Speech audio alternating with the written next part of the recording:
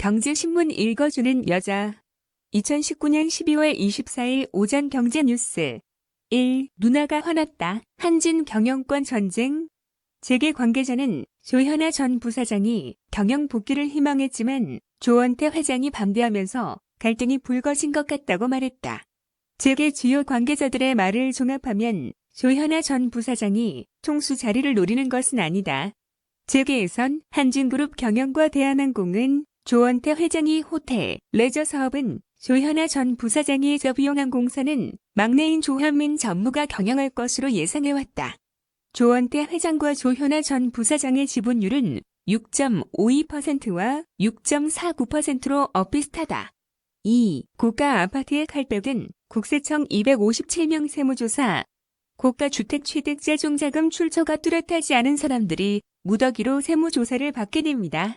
또 고가 주택을 구입한 사람 중 자금 출처가 불분명한 사람들, 주택을 수백 채 보유한 대규모 임대사업자가 소득을 탈루한 사례들도 포착됐습니다.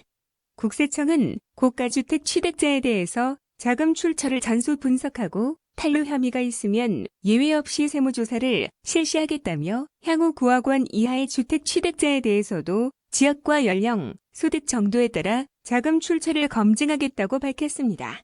3. 9억 초과 주택 대출 축소 숨죽인 실수요자들. 지난주부터 시가 15억 원이 넘는 아파트에 대한 주택담보대출이 전면 금지된 데 이어 어제부터는 9억 원이 넘는 주택을 살 때도 대출 한도가 줄어듭니다. 시가 15억에 이어 9억 원 초과 주택까지 주택담보대출 고비는 한층 더 조여졌습니다.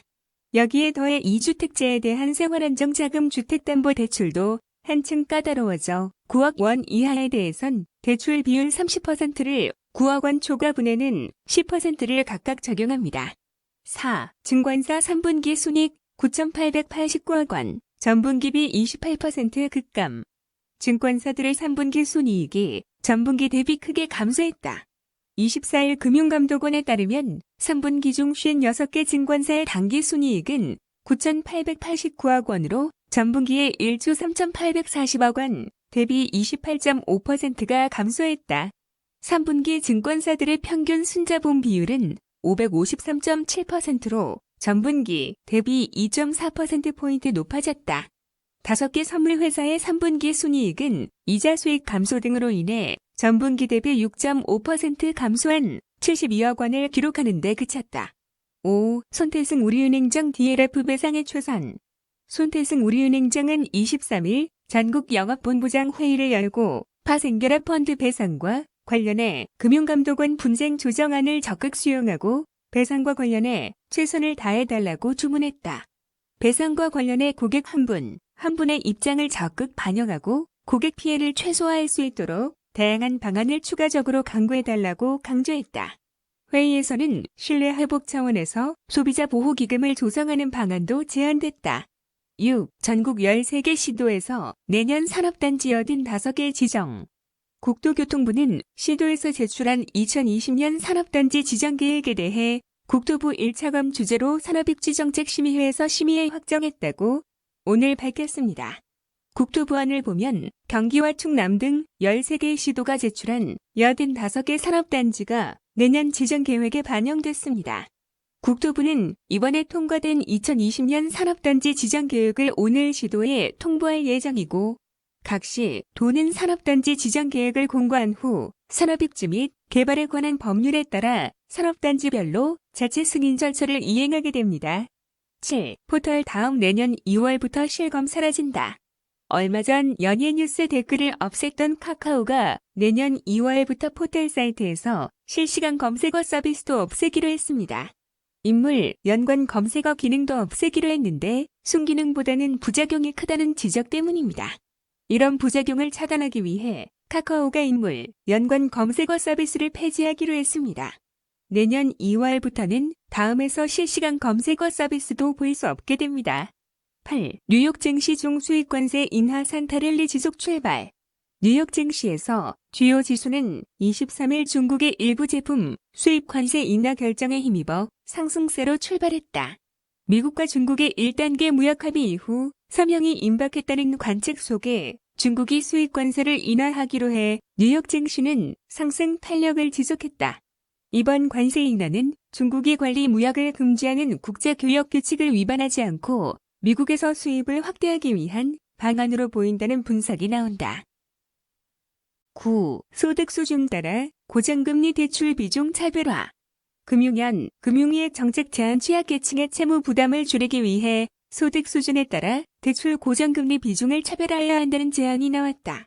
또 파생결합증권은 위험 특성에 따라 금융당국이 등급을 차별화해야 한다는 목소리가 나왔다.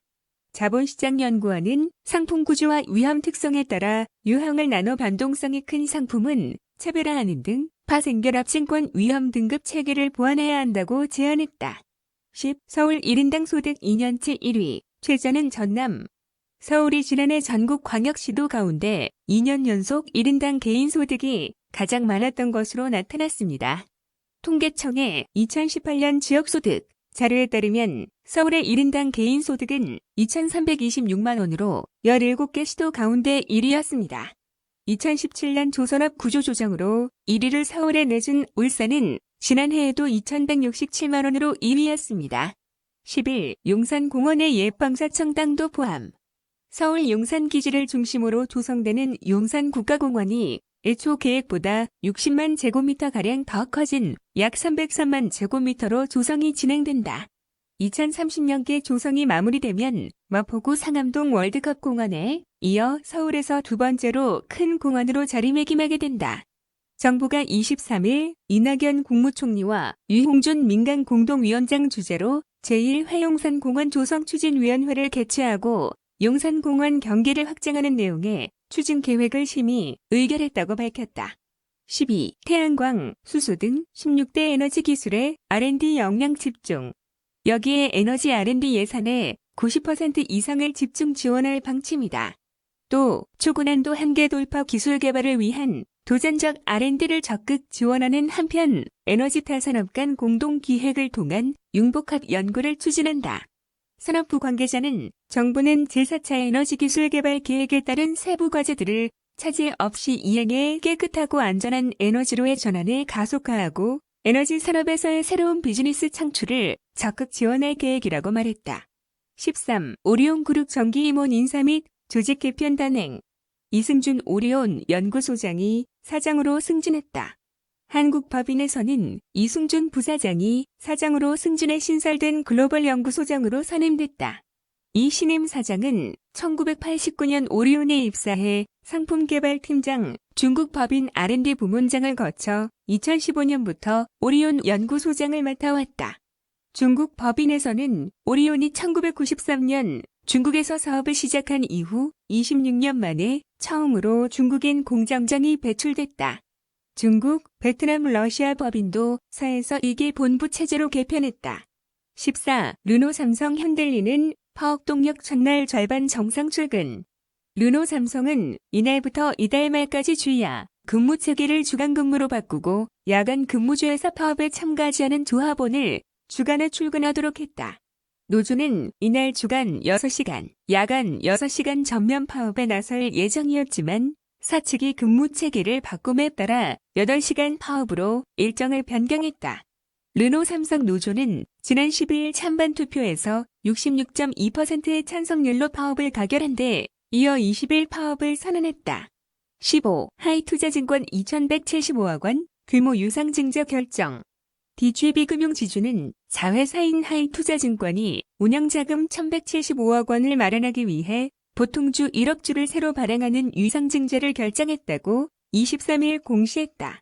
이 회사는 또 하이투자증권이 운영자금 1,000억 원을 조달하기 위해 상업전환 우선주 6,250만 주를 새로 발행하는 유상증자 역시 결정했다고 덧붙였다. 16. 12월 1, 20일 수출 2% 감소폭은 둔화. 12월 1에서 20일 수출이 작년 같은 기간보다 2.0% 줄었다. 월간 기준으로는 올 6월 이후 7개월 만에 한 차례수 감소율을 기록할 것이란 관측이 나온다. 23일 관세청에 따르면 이달 1에서 20일 수출은 304억 3,600만 달러로 작년 같은 기간보다 2.0% 감소했다. 산업통상자원부 관계자는 내년 1월까지 월간 기준으로 소폭 감소한 뒤 2월부터 플러스로 돌아설 것이라고 예상했다. 2019년 12월 24일 오전 경제뉴스 끝.